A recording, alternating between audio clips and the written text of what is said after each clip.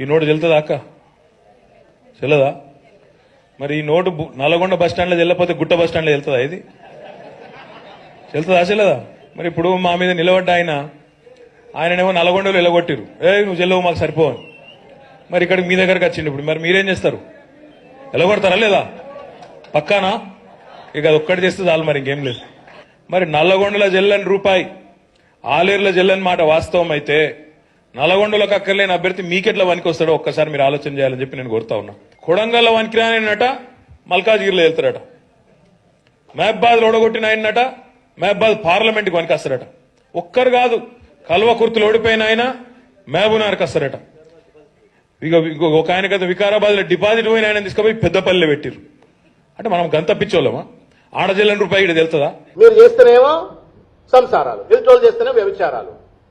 మీ దగ్గర చెన్నూరులో చెల్లని పైసా, చెన్నూరులో చెల్లని రూపాయి కాదు పైసా, చెన్నూరులో చెల్లని పైసను పెద్దపల్లికి పార్లమెంటు పెట్టొచ్చట, పెద్దపల్లి పార్లమెంటుకు చెల్తుందట. ఖమ్మం అసెంబ్లీకి చెల్లని రూపాయనేమో ఖమ్మం పార్లమెంటుకు చెల్తుందట. అంటే మీరు చేస్తేనేమో సంసారం, ఇంకోటి చేస్తేనే వ్యభిచారం. పక్క పార్టీలో ఓడిపోయినటువంటి ఒక శాసనసభ్యులను మీద అరువు తెచ్చుకొని కొనుక్కొని బ్లాక్మెయిల్ చేసి బెదిరించి కొనుక్కొని మీ పార్టీలో పార్లమెంట్ సభ్యులు పెట్టుకుంటే మాత్రం న్యాయమట. ఇటువంటి చిల్లర మాటలు, చిల్లర రాజకీయాలకి వాళ్ళ కాలం చెల్లిపోయింది.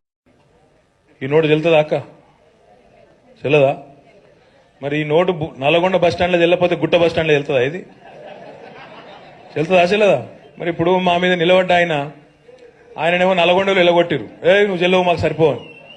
మరి ఇక్కడికి మీ దగ్గరకు వచ్చిండు. ఇప్పుడు మరి మీరేం చేస్తారు? ఎలగొడతారా లేదా? పక్కానా? ఇక అది ఒక్కటి చేస్తే చాలు, మరి ఇంకేం లేదు.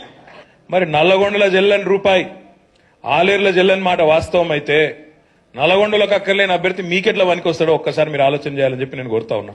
కొడంగల్లో వనికి రానట, మల్కాజ్గిరిలో వెళ్తారట. మహబాద్ ఓడగొట్టిన ఆయనట మహబాద్ పార్లమెంట్కి వనికి వస్తారట. ఒక్కరు కాదు, కల్వకుర్తులు ఓడిపోయిన ఆయన మహబూబ్నగర్కి వస్తారట. ఇక ఒక ఆయన కదా వికారాబాద్ లో డిపాజిట్ పోయిన ఆయన తీసుకుపోయి పెద్దపల్లిలో పెట్టిరు. అంటే మనం గంత పిచ్చోళ్ళమా? ఆడజల్లని రూపాయి ఇక్కడ తెలుతుందా? మీరు చేస్తేనేమో సంసారాలు, ఎదుటోళ్ళు చేస్తేనే వ్యభిచారాలు. మీ దగ్గర చెన్నూరులో చెల్లని పైసా, చెన్నూరులో చెల్లని రూపాయి కాదు పైసా, చెన్నూరులో చెల్లని పైసను పెద్దపల్లికి పార్లమెంటు పెట్టొచ్చట, పెద్దపల్లి పార్లమెంటుకు చెల్తుందట. ఖమ్మం అసెంబ్లీకి చెల్లని రూపాయనేమో ఖమ్మం పార్లమెంటుకు చెల్తుందట. అంటే మీరు చేస్తేనేమో సంసారం, ఇంకోటి చేస్తేనే వ్యభిచారం. పక్క పార్టీలో ఓడిపోయినటువంటి ఒక శాసనసభ్యులను మీద అరువు తెచ్చుకొని కొనుక్కొని బ్లాక్మెయిల్ చేసి బెదిరించి కొనుక్కొని మీ పార్టీలో పార్లమెంట్ సభ్యులు పెట్టుకుంటే మాత్రం న్యాయమట. ఇటువంటి చిల్లర మాటలు, చిల్లర రాజకీయాలకి వాళ్ళ కాలం చెల్లిపోయింది.